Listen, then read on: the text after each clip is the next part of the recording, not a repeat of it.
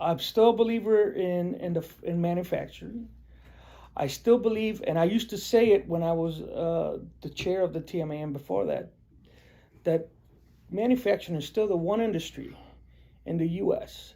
that can take you from a poverty level, a low income level, into the upper middle class in one generation.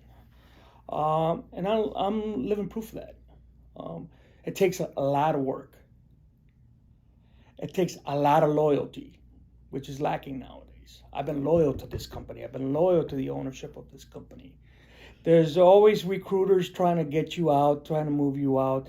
There's always offers of people that get to know you and um, are looking for a quick turnaround to their structure, or are looking to not work and have somebody work for them. Um, but I had no reason to move. And I tell people, if you wait it out, the money will come, the success will come, but it'll come because you've made it come. It's easy to go and poach somebody and offer them life-changing dollars, but 6 months later, when the market turns, they're the first to go. So loyalty is key. And yes, have I had opportunities? Absolutely. We've all had opportunities. But for me, I've made this my home. I've spent more hours here than I did at home at one point. Um, I've made this my creations, the different things that we're doing. I take it personal. I take ownership of it.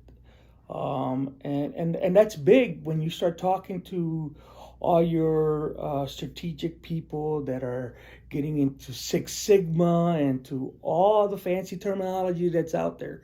Take ownership. You want them to take ownership, right? Well, that is a driving force that has to come from within the person. And I always tell people, if you have a successful person, a thriving person, you got to strive to be a thriving person. That's good, because now that person can lead a few more people. And now you have a thriving company because that person led a few more people. And then you partner up with your partners in the industry, all my TMA friends.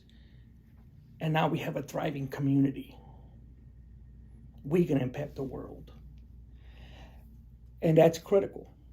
So for me, it was hard work, loyalty, and grace. I'm a believer. So I am not ashamed of that. I tell people, and I've spoken at the CIM, or what used to be the prayer breakfast, as a manager, as the chairman, and I said, we live in a world where I'm supposed to be ashamed of being a manufacturer working in a factory, and I'm supposed to be ashamed of my faith. And I'm the one guy that's going to tell you I'm not ashamed of either or. I am proud to be a maker, and I'm proud to stand for my faith and move forward. I'm not apologetic about that. I believe that God's grace has been upon me, and I continue to believe that. I continue to see that. Struggles will come. Am I a perfect individual? Absolutely not.